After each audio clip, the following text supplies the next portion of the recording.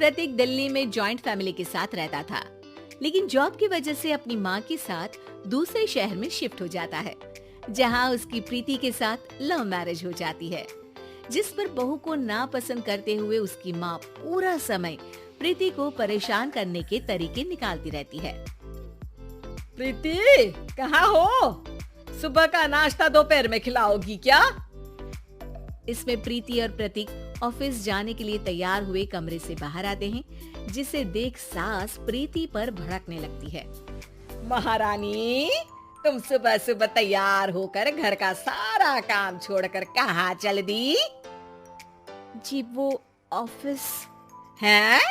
तुम ऑफिस से जाओगी तो घर में जो सफाई, नाश्ता, खाने का काम है वो क्या मैं करूंगी?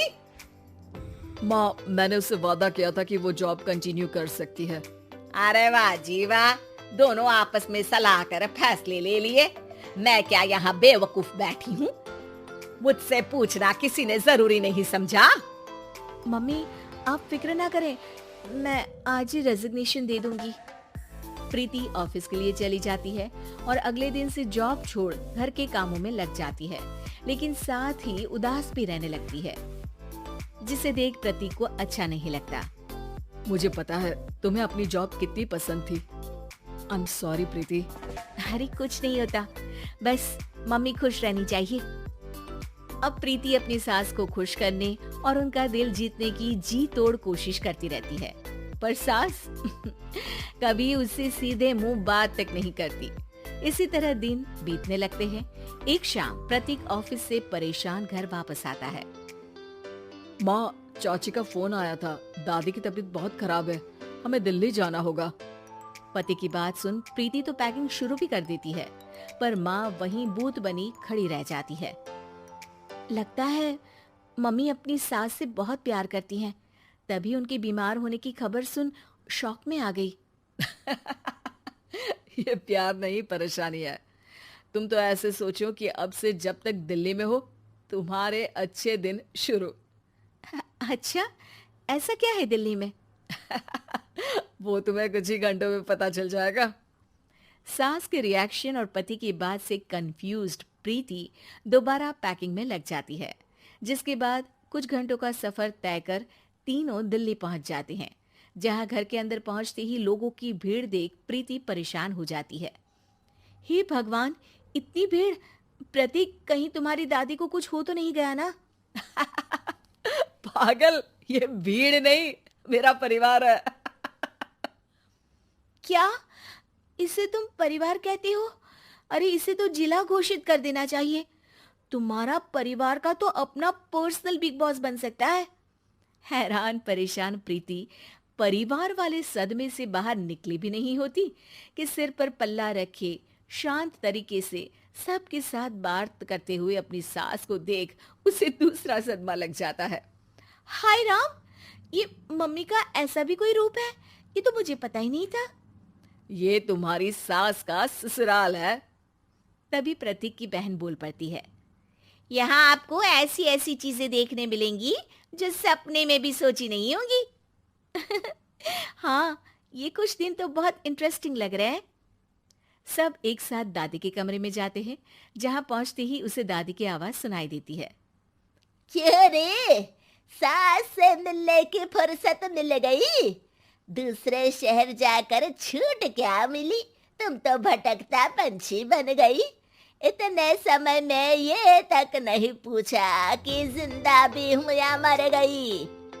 प्रीति की सास अपनी सास के पैर छूती है। अरे कैसी बात कर रही है मम्मी, आपको तो मेरी उम्र भी लग जाए। अरे बस कर, ये झूठी उम्र देने वाली बातों का दिखावा ना कर। तेरा बस चले ना तो जो मेरी बच्ची कुच्ची जिंदगी है वो भी अभी खत्म कर दे। अरे बहू कहाँ है? इस पर सास प्रीति को दादी से मिलवाती है।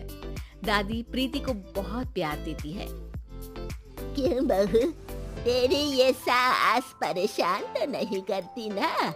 अगर करती है तो अभी बता दे, मैं इसकी क्लास लगा दूंगी।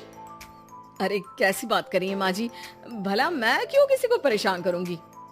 प्रीति अपनी सास का ये रूप एंजॉय कर ही रही होती है कि तभी चाची वहाँ आकर प्रीति को अपने साथ ले जाती है।